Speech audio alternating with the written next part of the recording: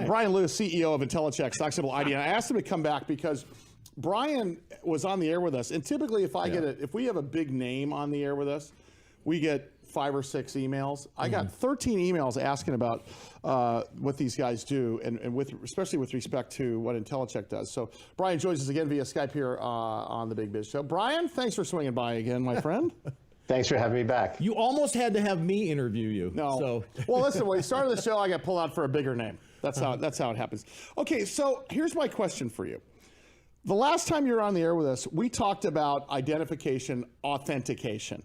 Yep. And so I start talking to, since we do talk radio here in San Diego for a long time, I'm familiar with the chief of police, very familiar with the chief of police. I too, but for different reasons.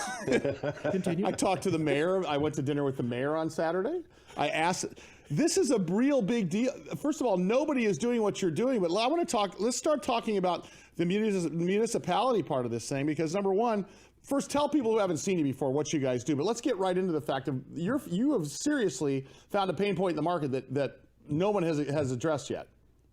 Yeah, so the number one thing that we do is we will authenticate with near certainty that a driver's license or state ID is in fact real, as opposed to, literally the fakes that we get from law enforcement when they confiscate them using our application. It's a massive, widespread problem that is causing identity theft and also giving access to age-restricted products to underage kids. And it also can be more dangerous than that with respect to, the new IDs here in California, which is now called a real ID, will also is required, and I learned this from you actually, is required to get on an airplane starting what? You said later in this year, right? Whoa. You have to get I have a passport. Yeah, Bryan even told us about this. In fact, Bryan, you're the one who made me go down and figure it out, because I've got to renew my driver's license this year, and I can't just do it in the mail because now you need a real ID. What the hell? This is a whole new category for you guys, and I would assume this catapults you guys a bit. Yeah, because the real ID really has a lot to do with, a little bit more changes to the plastic that your driver's license is printed on, and then things that you have to do to prove who you are when you're actually going to get your driver's license. The problem is the bad guys have the plastic, right? So they can print it, and then all they need to do is print the barcode on the back, this portion right here.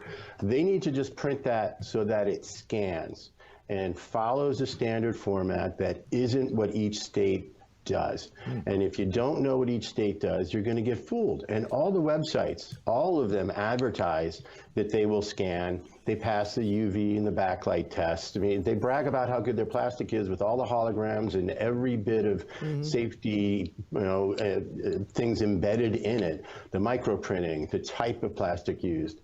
They have it. Well, this is a bit like when they make new money with all the different microfibers and everything else, right? The ghost sort of picture, hold it up to the light. But that works for money, but that doesn't work for plastic, though. And tell us why. Tell us what the difference is here, Bryan, because you guys are adding a bit of a secret sauce here that they can't do with the U.S. Mint. Right. So the secret sauce is knowing exactly what each and every one of the 250 valid jurisdictional tables for all the different state IDs and driver's license that are still good today and will be for years, knowing exactly what they are so that we can catch the fakes. And, when law enforcement uses our product, when they're going out looking at bars and restaurants and vaping stores, they find almost 7% of the IDs that they scan are fake.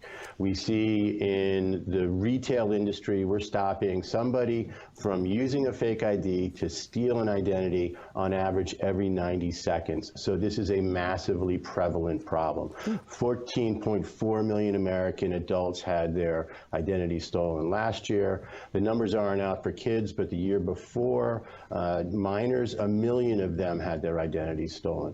And all they need to do is buy your information on the dark web and then go buy a fake license that has your information and their picture, and they're getting away with instant credit in a store. Okay, so this is interesting. Stay right there. I'm going to keep you over because all of our personal data is out there ever since we went on.